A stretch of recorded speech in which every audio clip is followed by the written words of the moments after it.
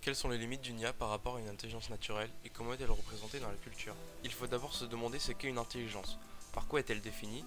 L'intelligence est définie par la capacité à apprendre au fur et à mesure du temps.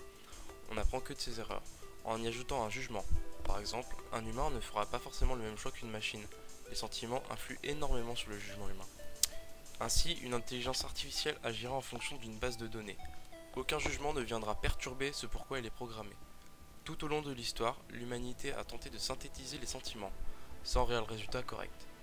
Nous donnons ici la définition qui nous a paru la plus adaptée tout au long de nos recherches. L'intelligence artificielle est la recherche de moyens susceptibles de doter les systèmes informatiques de capacités intellectuelles comparables aux humains. L'intelligence artificielle est découpée en deux grandes parties, l'intelligence artificielle forte et l'intelligence artificielle faible. L'IA faible est une IA qui semble intelligente et qui ne l'est pas. Par exemple, le moteur de recherche Google est l'IA faible la plus connue. Elle trie les informations par pertinence, par popularité ou encore par chronologie. L'IA forte est en revanche plus évoluée. Elle est réellement capable d'avoir un comportement intelligent. Elle tente d'égaler la capacité de raisonnement d'un humain, essayant d'avoir une conscience de soi. Pour être qualifiée comme IA forte, une IA doit être capable de passer le test de Turing. Or, à ce jour, aucune IA n'a réussi à passer ce test avec succès hormis Cleverbot. Le test de Turing est un test simple, qui consiste à prendre trois pièces différentes, mettre un humain dans une pièce, une IA dans l'autre, et commencer une conversation entre l'humain 1 et un humain test, puis un IA et un humain test. Si l'humain test arrive à détecter l'IA, elle n'est pas considérée comme IA forte. Cleverbot a effectivement passé le test de Turing avec succès. Enfin, on peut parler de succès, car sur les 1334 participants au test, 50% l'ont qualifié d'humain. Or, Cleverbot n'est pas réellement intelligent. Il imite de façon convaincante une conversation entre humains, réalisée en 2011 lors du Technical Festival en Inde. Nous passons maintenant au réel sujet, la représentation de l'IA dans la culture. Nous avons choisi de nous focaliser sur les films et les jeux.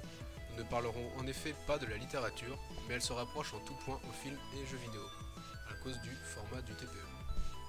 Nous pouvons parler de l'intelligence artificielle dans toute forme d'art ou presque. On peut voir que les IA sont très présentes dans les films ou dans des ouvrages qui parlent en général d'IA très développées et comparables à l'homme. La comparaison entre le cerveau humain et l'intelligence créée par celui-ci est ce qui ressort le plus de l'imagination des auteurs, car ils peuvent imaginer un monde avec des IA faisant des rêves ou ayant des sentiments qui pourraient altérer leur jugement. Nous allons donc donner des exemples de films, de représentations et d'utilisations diverses des IA. Il y a énormément de films avec le thème de l'intelligence artificielle très développée, tels que Iron Man avec Jarvis, intelligence créée par le génie milliardaire Tony Stark, joué par Robert Downey Jr., qui contrôle toute sa maison en plus de ses armures ultra sophistiquées et qui fait de lui un héros sans super pouvoir en armure. Jarvis est donc une partie de ce héros, ce qui montre quelle importance cette intelligence artificielle a dans la vie du héros en combat ou pendant sa vie quotidienne chez lui. D'autres films montrent un futur avec une importance énorme de l'IA dans tous les domaines, comme dans Star Wars avec des robots qui se battent à la place des humains dans un camp, et dans l'autre, des IA aidant les humains, les Jedi, tels que R2D2 et C3PO, les robots accompagnant Anakin Skywalker puis Luke Skywalker. Les IA ne sont pas toujours en faveur de l'homme, avec des exemples comme Terminator ou plus récemment Furtif, qui sont des films où les intelligences artificielles sont tellement fortes et développées qu'elles veulent se débarrasser des humains.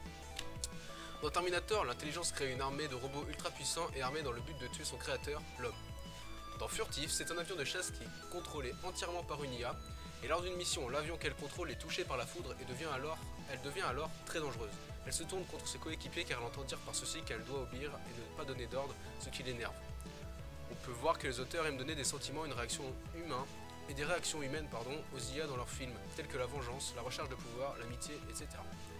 Un dernier film que nous prendrons pour exemple peut illustrer toute cette envie de donner une vie quasi humaine à des robots. C'est iRobot, un monde où les robots sont pleinement intégrés au quotidien des humains. Ces robots humanoïdes sont soumis par 3 lois dès leur construction et contrôlés par une IA. Cependant, cette intelligence artificielle finit par contourner ces lois et devient meurtrière. Elle tente de dominer le monde, ce qui est répétitif quand même dans les films de ce genre. Ce qui change les autres histoires, c'est qu'il y a un robot qui est à part, Sony, et qui n'est pas contrôlé par cette IA. Ce robot a des rêves et il en fait un prémonitoire et situe une scène à la fin du film. Le cinéma est donc un univers qui expose très bien le thème des IA dans le futur de l'humanité et son évolution physique et sa capacité à se rapprocher des capacités intellectuelles du cerveau humain telles que rêver, penser, raisonner et réfléchir. Nous passons maintenant aux jeux vidéo. Depuis le début des jeux vidéo, l'intelligence artificielle est très utilisée.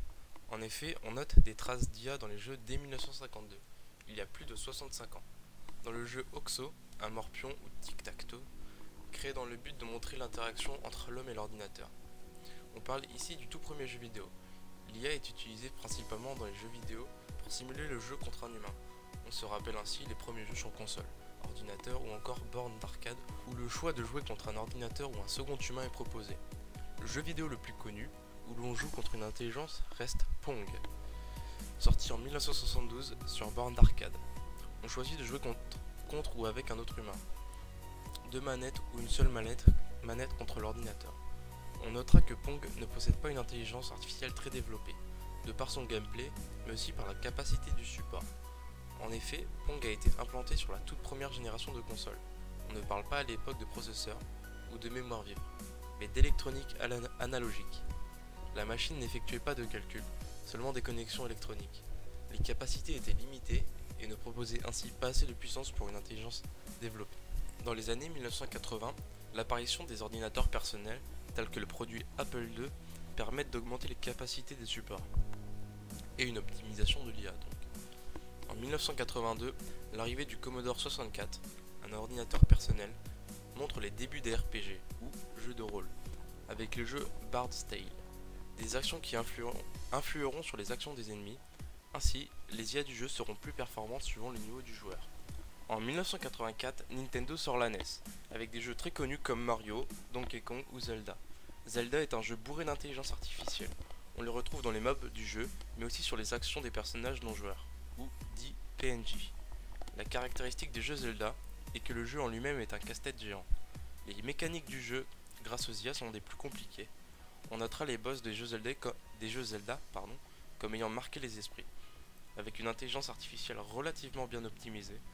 En effet, le boss pourra esquiver, parer les coups du joueur, mais aura obligatoirement une faiblesse, qu'il faudra exploiter suivant les caractéristiques de l'IA.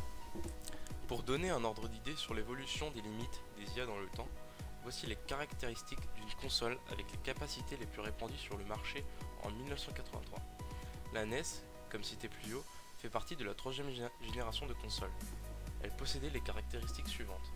Un processeur de 8 bits, une mémoire vive de 2 kilooctets. 2 kilooctets, c'est environ 2048 bits.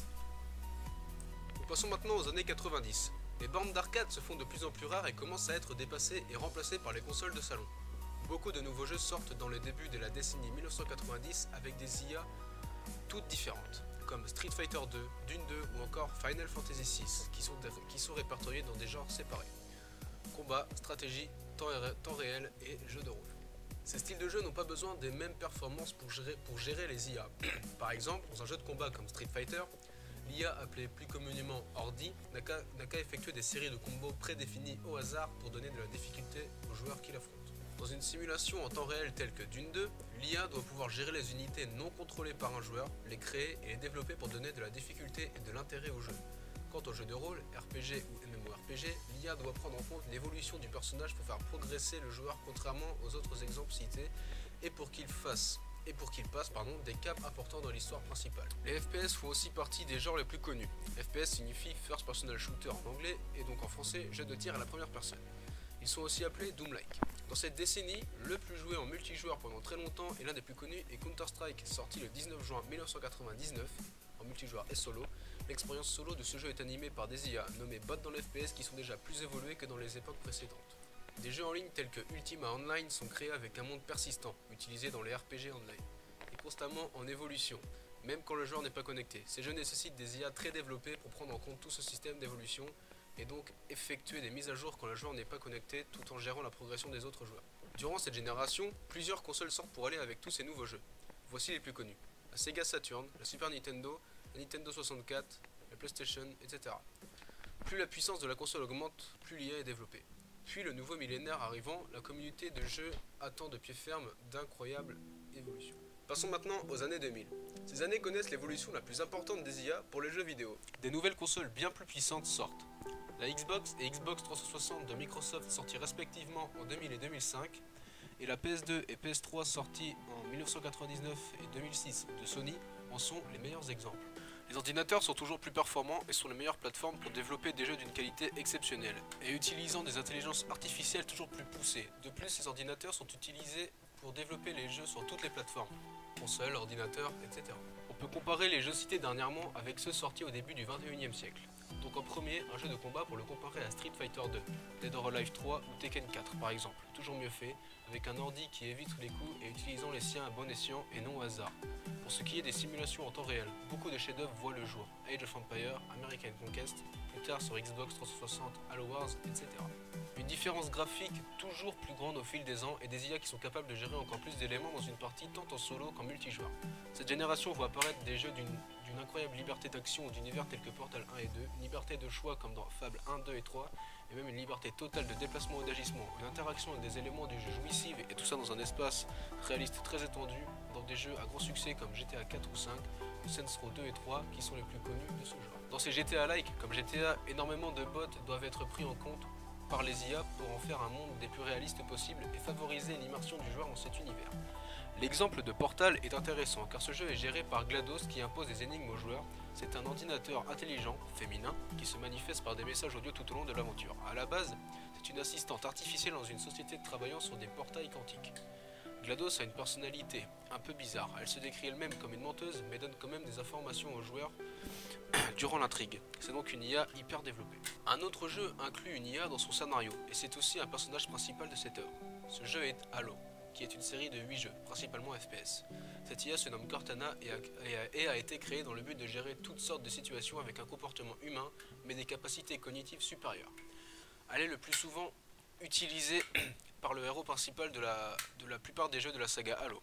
Cortana peut intégrer l'armure du héros qui se nomme John, Spartan 117 ou encore le Major, et l'aide à atteindre ses objectifs. Elle a aussi une personnalité, peut faire preuve d'humour, de compréhension, etc. Au cours de leur aventure, ces deux héros se lient de plus en plus et finissent par s'attacher l'un à l'autre. Lors du dernier opus sorti, Halo 4, l'IA qui est Cortana se sacrifie pour que le Major survive alors qu'il faisait tout ce qu'il pouvait pour la garder sauf, car elle était infectée par une sorte de virus. Ce qui est intéressant dans cette histoire, c'est qu'après ces faits, le héros principal discute avec un supérieur et se demande lequel des deux, entre lui et l'IA qui l'accompagnait, Cortana, était vraiment la machine et lequel était le plus humain. On peut donc voir que l'IA est aussi présente dans l'histoire même de certains jeux, représentant un avenir avec des intelligences artificielles ayant une conscience, des sentiments et une importante place au sein de la société future. Ce jeu nous fait donc passer à notre époque, les années 2010. On va pouvoir comparer des jeux de différentes époques. Nous citerons des licences telles que Battlefield pour les FPS, Forza et Need for Speed pour les jeux de course, Grand Theft Auto pour les mondes ouverts, action-aventure ou encore Microsoft pour comparer leur première console, la Xbox à la Xbox One sortie récemment. C'est la 7e génération de consoles. Nous verrons donc l'avancée technologique qui a été faite en un peu plus d'une décennie d'écart. Nous en venons ainsi à la partie principale de ce TBE, les limites. Tout d'abord, les limites posées par une intelligence artificielle, donc créée de la main de l'homme, sont d'abord ce que le cerveau humain fait de mieux, c'est-à-dire influencer les choix d'un individu par ses sentiments, son instinct, s'adapter à une situation, retirer des leçons de situations précédemment vécues, ou encore avoir la faculté de raisonner, mais en étant influencé par des sentiments proprement humains. Nous parlerons aussi de limites matérielles, car nous savons aussi qu'une IA est, aujourd'hui, forcément électronique, donc limitée. Il faut savoir que l'intelligence artificielle est par définition la copie d'une intelligence existante. Elle ne peut donc pas se développer ou surpasser le modèle d'intelligence sur lequel elle est basée. Pour ce qui est des limites instinctives, l'IA ne peut en aucun cas effectuer une action par instinct, car une IA est programmée. Elle exécute une action en fonction des données qui lui sont transmises. Jamais une IA ne peut voir son jugement altéré par un événement qui n'entre pas en compte dans les données qu'elle peut traiter. L'instinct est animal, seules les intelligences naturelles peuvent y recourir. Par exemple, en cas de catastrophe naturelle majeure, l'instinct de survie influe sur les actions de l'animal, de l'homme. C'est pourquoi les IA ne peuvent pas en être dotées. Nous en venons ainsi aux limites matérielles des IA. Une intelligence artificielle est exclusivement électronique à notre époque.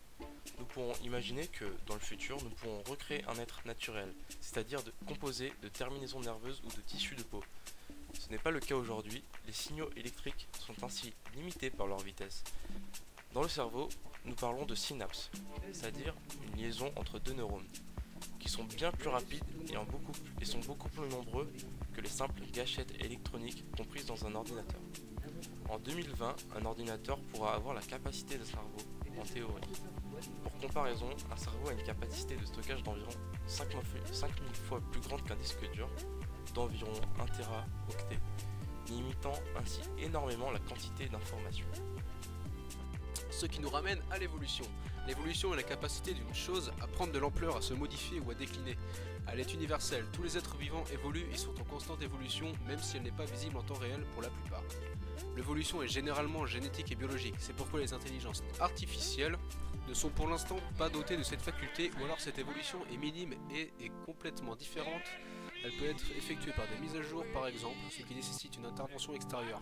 Il existe aussi l'évolution par l'expérience, acquise tout au long d'une existence, et donc le réinvestissement de cette expérience dans les actions suivantes le modifie le résultat. Par exemple, pour savoir nager, il faut un apprentissage. Tout ce que l'on sait faire n'est pas inné, c'est une propriété animale.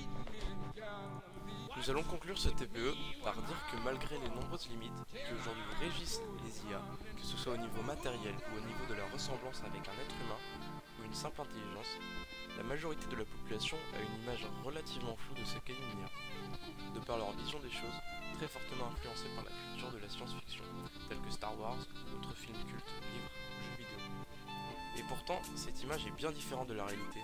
On ne peut pour l'instant pas faire passer un robot pour un humain, et le faire croire à un autre. Un humain, parlant à un robot, se rendra forcément compte à un moment ou à un autre qu'il parle à une boîte entière. La vision des humains sur les IA est encore très controversée aujourd'hui.